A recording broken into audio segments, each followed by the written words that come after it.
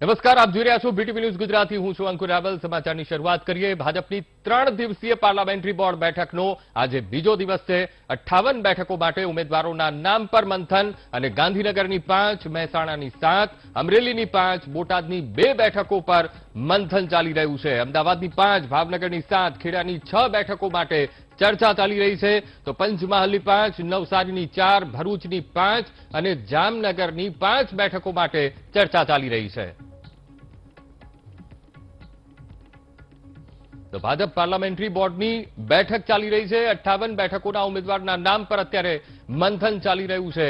ઇલેક્શનની date જાહેર થઈ ગઈ છે અને તમામ પક્ષો અત્યારે તૈયારીઓમાં લાગી ગયા છે. ત્યારે ભાજપે પણ કોઈ કસર છોડવા નથી માંગતું ઇલેક્શન જીતવા માટે અને જે ઉમેદવારો છે તે ઉમેદવારોના નામ પર અત્યારે ચર્ચા ચાલી રહી છે. ભાજપ પાર્લામેન્ટરી બોર્ડની 3 દિવસીય બેઠક છે અને આજે આ બેઠકનો બીજો દિવસ છે અને 58 બેઠકોના ઉમેદવારના નામ પર અત્યારે મંથન ચાલી રહ્યું છે. સાબરકાંઠા જિલ્લાની જો વાત કરવામાં આવે, હિંમતનગરથી કૌશલ્યા કુંવરબા અને હિંમતનગરથી ભૂપેન્દ્ર ઝાલા, રાજેન્દ્રસિંહ ચાવડા આ નામ અત્યારે ખૂબ જ ચર્ચાઈ રહ્યા છે. સાથે સાથે જેઠાભાઈ પટેલ, સિદ્ધાર્થ પટેલ આ પણ ભાજપના ઉમેદવાર હોઈ શકે છે અને પ્રાંતિજથી મહેન્દ્રસિંહ બારિયા, ગજેન્દ્રસિંહ પરમાર આ નામો અત્યારે સાબરકાંઠા જિલ્લાની બેઠકો ઉપર ચર્ચાઈ રહ્યા છે. જેટલી પણ બેઠકો ઉપરથી સેન્સ લેવામાં આવી અને ત્યારબાદ રિપોર્ટ્સ અત્યારે પાર્લામેન્ટરી બોર્ડને જે સોંપવામાં આવ્યો છે અને તેની જ ઉપર અત્યારે ચર્ચા ચાલી રહી છે. સાબરકાંઠા જિલ્લો ઈડર બેઠક પર પણ જે ઉમેદવારોના નામ સામે આવ્યા છે તે ઉમેદવારોના નામ પર અત્યારે મંથન કરવામાં આવી રહ્યું છે. ખેડબ્રહ્મા બેઠકની જો વાત કરવામાં આવે તો અશ્વિન કોટવાલ જેઓ કોંગ્રેસમાં હતા અને ભાજપમાં આવ્યા તેમનું નામ પણ અત્યારે ચર્ચાઈ રહ્યું છે. લુકેશ સોલંકી, રાજેન્દ્રભાઈ ખરાડી આ નામ પણ ખેડબ્રહ્મા બેઠક પરથી ચર્ચાઈ રહ્યું છે. મોડાસા રાજેન્દ્ર પટેલ, હિંમતનગર કૌશલ્યા કુંવરબા પરમાર આ નામ અત્યારે આ બેઠક પરથી ચર્ચાઈ રહ્યું છે અને જે રીતે અત્યારે પાર્લામેન્ટરી બોર્ડની બેઠક ચાલી રહી છે, 58 જેટલા ઉમેદવારોના નામની ચર્ચા અત્યારે ચાલી રહી છે. ભાજપ પાર્લામેન્ટરી બોર્ડની આ ખૂબ જ મહત્વની બેઠક અને બેઠકમાં મંથન કરવામાં આવી રહ્યું છે. જે સંભવિત ઉમેદવારો છે, જે રીતે સેન્સ પ્રક્રિયા હાથ ધરવામાં આવી અને જે રિપોર્ટ સોંપવામાં આવ્યો છે તે આધારે અત્યારે નામોની ચર્ચા થઈ રહી છે. 58 બેઠકો માટે આજના દિવસે નામો માટે ચર્ચા થઈ રહી છે.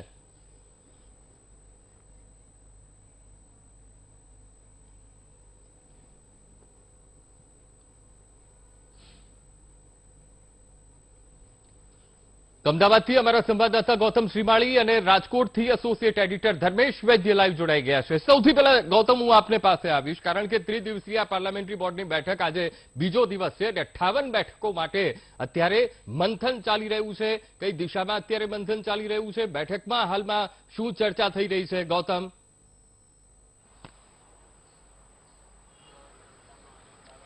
અંકુર, એક વાત છે કે ગઈકાલે 47 બેઠકનું ભારતીય જનતા પાર્ટી દ્વારા મંથન કરવામાં આવ્યું હતું. તેમાં 13 જિલ્લાનો સમાવેશ કરવામાં આવ્યો હતો અને 13 જિલ્લાની 47 બેઠક ઉપર ભારતીય જનતા પાર્ટીએ મંથન કર્યું હતું.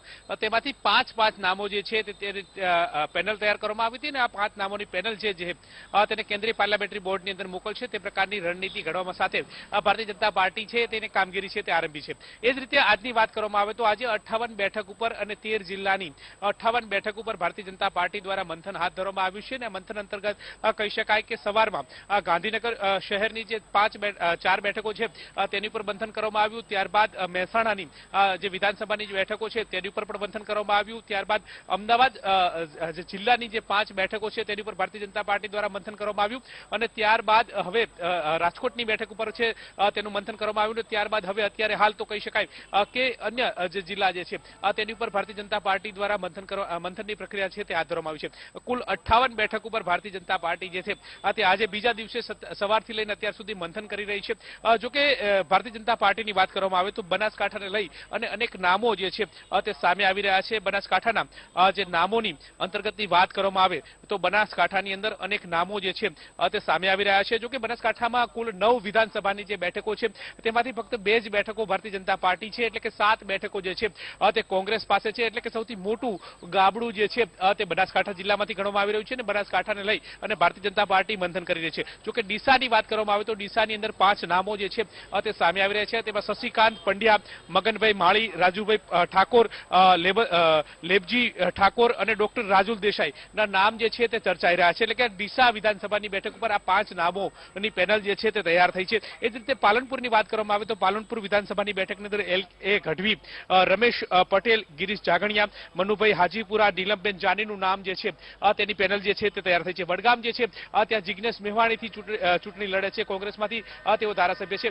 પરંતુ ભારતીય જનતા પાર્ટીમાં પણ આ જે બેઠક જે છે તે ગુમાવ્યા બાદ મણીલાલ વાઘેલા જેઓ કોંગ્રેસમાં હતા ત્યારબાદ ભારતીય જનતા પાર્ટીનો ખેસ ધારણ કર્યો છે. અત્યારે હાલ તેમને ટિકિટ મળે તે પ્રકારની પ્રબળ શક્યતા જે છે તે સેવાઈ રહી છે. એટલે કે મણીલાલ વાઘેલાનું નામ જે છે તે ટોપ ઉપર આવી રહ્યું છે. અશ્વિન સક્સેના છે, લાલજીભાઈ મકવાણા છે, વિજય ચક્રવર્તી છે અને સવિતાબેન હરિયાણી છે. આ 5 નામો જે છે તે સામે આવી રહ્યા છે. જો કે દાતા જે છે તે કાંતિ ખરાડી જે કોંગ્રેસના ધારાસભ્ય છે, પરંતુ ભારતીય જનતા પાર્ટી આ દાતાની બેઠક કેવી રીતે અંકે કરી શકાય તે માટે થઈ અને 5 નામોની જે પેનલ જે છે તે તૈયાર કરી છે.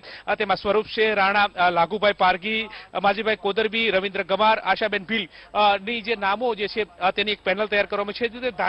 ધાનેરાની વિધાનસભા બેઠકમાં મફતલાલ પુરોહિત, ભગવાનદાસ પટેલ, માવજીભાઈ દેસાઈ, વસંતભાઈ પુરોહિત, પ્રીતિબેન પટેલ, પીજે ચૌધરી જે છે તેનું નામ જે છે તેની પેનલ તૈયાર કરવામાં આવી છે. થરાદ વિધાનસભા બેઠકમાં પણ આ જ રીતે 5 નામોની જે પેનલ છે તે તૈયાર કરવામાં આવી છે. શૈલેષ પટેલ, માવજી પટેલ, રૂપસી પટેલ, નટુભાઈ વાણિયા, બાબરાભાઈ પટેલ ની જે બેઠકની અંતર્ગતની જે પેનલ છે તે તૈયાર કરવામાં છે. વાત કરીએ વાવની તો વાવ વિધાનસભાની ઉપરથી શંકર ચૌધરી જે છે તે બેઠક ઉપરથી ચૂંટણી લડતા હતા, રાજ્યસભાના મંત્રી પણ હતા, પરંતુ 2017 ની અંદર તેઓ ચૂંટણીમાં હાર્યા અને ત્યાં ગેનીબેન પટેલ એટલે કોંગ્રેસના ધારાસભ્ય છે તે અત્યારે હાલ જોવા મળી રહ્યા છે. પરંતુ ત્યાં પણ ફરી એકવાર તેમને ટિકિટ મળે એટલે કે શંકર ચૌધરીના નામો ઉપર ચર્ચા થાય તે પ્રકારની શક્યતા છે તે સેવાઈ રહી છે. ત્યાં 3 નામોની એક પેનલ તૈયાર કરવામાં આવી છે. શંકર ચૌધરી, ગજેન્દ્રસિંહ રાણા અને અમથુભાઈ ઠાકોરના નામની જે પેનલ છે તે તૈયાર થઈ છે. એ જ રીતે દિયોદરની વાત કરીએ તો દિયોદરમાં ભીખાભાઈ વોરા, લક્ષ્મણસિંહ વાઘેલા, કેસાજી ચૌહાણ, મુકેશ ઠાકોર, દિલીપ લીલાધર વાઘેલાનું નામ ચર્ચાઈ રહ્યું છે. જો કે કાંકરેજ વિધાનસભાની બેઠકની વાત કરીએ તો અત્યારે હાલ કીર્તિસિંહ વાઘેલા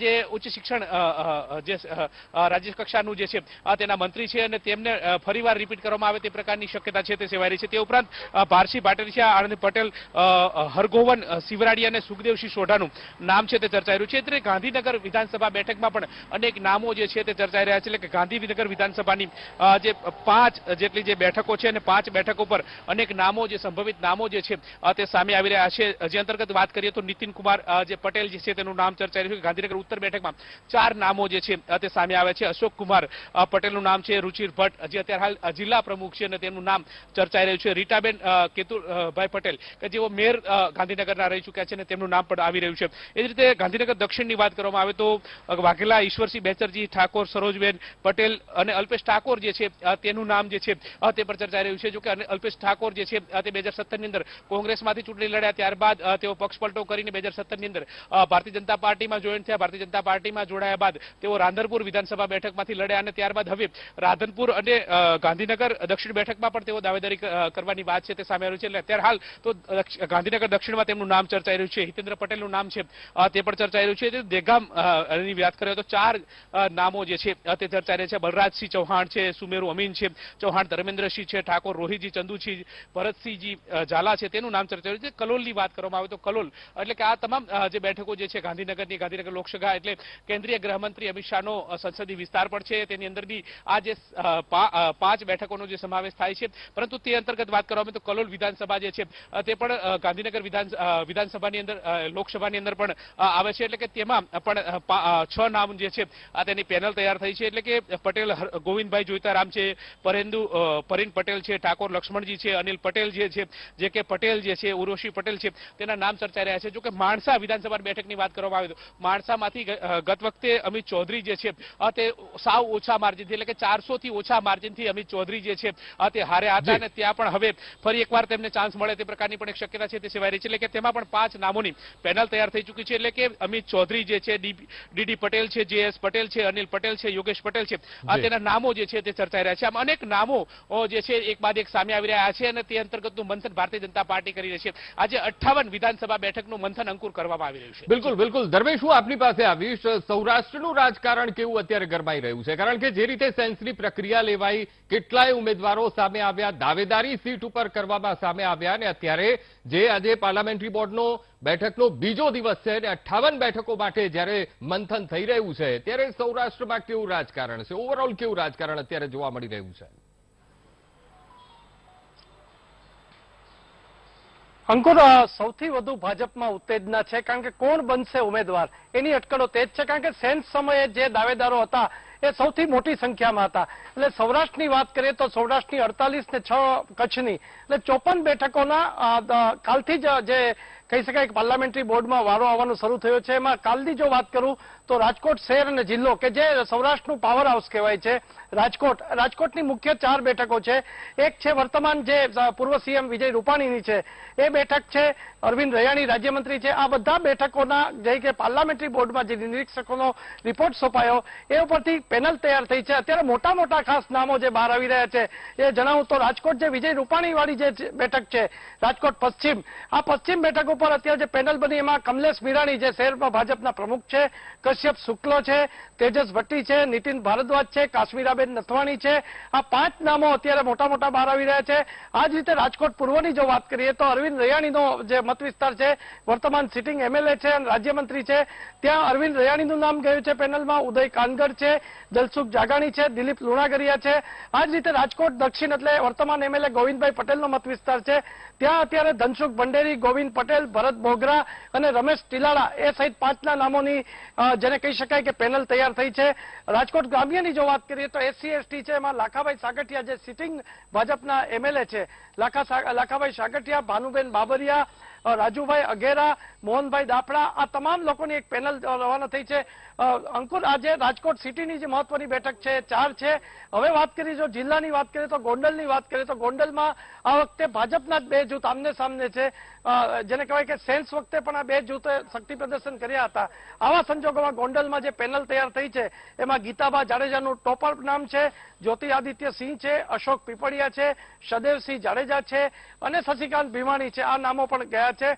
આ જ રીતે કુંવરજી બાવળિયા, પૂર્વ કેબિનેટ મંત્રીનો મત વિસ્તાર જોઈએ જસદણ, તો જસદણમાં કુંવરજી બાવળિયા, ગજેન્દ્ર રામાણી, નાથાભાઈ વાછાણીના મોટા મોટા 3 નામો અને બીજા 2 નામો એમ થઈને પેનલ તૈયાર કરવામાં આવી છે. જયેશ રાદડિયા એટલે પૂર્વ કેબિનેટ મંત્રી જેતપુર જામકંડોળના મત વિસ્તાર, તો જયેશ રાદડિયા અને મનસુખ ખાચરિયા એ સહિતના નામોની પેનલ તૈયાર કરવામાં આવી છે. ત્યાં ઉમેદવારો દાવેદારો હતા એ પ્રમાણમાં જે પેનલ છે એ ચર્ચા વિચારણા અને મંથનને કારણે આ પેનલ તૈયાર થઈ છે. ધોરાજી ઉપલેટાની વાત કરીએ તો અત્યારે કોંગ્રેસ પાસે આ બેઠક છે. ભાજપ ત્યાં કોઈ પણ લોકલ ઉમેદવાર ઉતારવા માંગે છે, પરંતુ અત્યારે એક ભાજપમાં પણ એક સુર હતો કે આયાતી ઉમેદવાર અમારે નથી જોતો ભાજપમાં, છતાં ત્યાં એક જે નામ તૈયાર થયા છે, મહેન્દ્ર પાડલિયા, વિપુલ ઠેસિયા, મનીષ ચાંગેલા, આ નામો અત્યારે મોટા મોટા મંથન પછી બહાર આવ્યા છે. હવે જે છે એ આખો દિલ્હીના દરબારમાં આખો કેન્દ્ર પાર્લામેન્ટરી બોર્ડમાં જશે અને એમાંથી એક નામ સિલેક્ટ થશે. ત્યાં સુધી એટલે કે 9-10 તારીખ સુધી અટકળો ભારે તેજ રહેશે. પણ એક વાત મોટી બહાર આવી છે કે વિજય રૂપાણી ચૂંટણી લડતા નથી, કારણ કે એનું જે અત્યારે જે પેનલમાં પણ નામ નથી અને દાવેદારીમાં પણ સેન્સ વખતે પણ તેઓ આવ્યા નતા. પરંતુ એનો જે મત વિસ્તાર છે ત્યાં કોણ મેદાન મારે છે, અનુગામી કોણ બને છે એ સીટના, તો કમલેશ મીરાણી, કશ્યપ શુક્લા, તેજસ ભટ્ટી, નીતિન ભારદ્વાજ અને કાશ્મીરા નથવાણી, આ બધા નામોના ચર્ચામાં આવ્યા છે. અને કાલ જે પાર્લામેન્ટરી બોર્ડ બન્યું એમાં પણ એક અંકુર મહત્વની વાત એ છે કે વજુભાઈ વાળા એટલે કર્ણાટકના પૂર્વ રાજ્યપાલ અને ડોક્ટર વલ્લભ કથિરિયા એટલે રાજકોટના પૂર્વ સાંસદ, આ તમામને આમંત્રણ અપાયું હતું અને પોતે વર્ષો પછી આ પાર્લામેન્ટરી બોર્ડમાં, સ્ટેટ પાર્લામેન્ટરી બોર્ડમાં તેઓ બેઠા હતા. જી બિલકુલ બિલકુલ. ધર્મેશ, ગૌતમ, આપ બંને અમારી સાથે જોડાયા તે બદલ આપનો ખૂબ ખૂબ આભાર.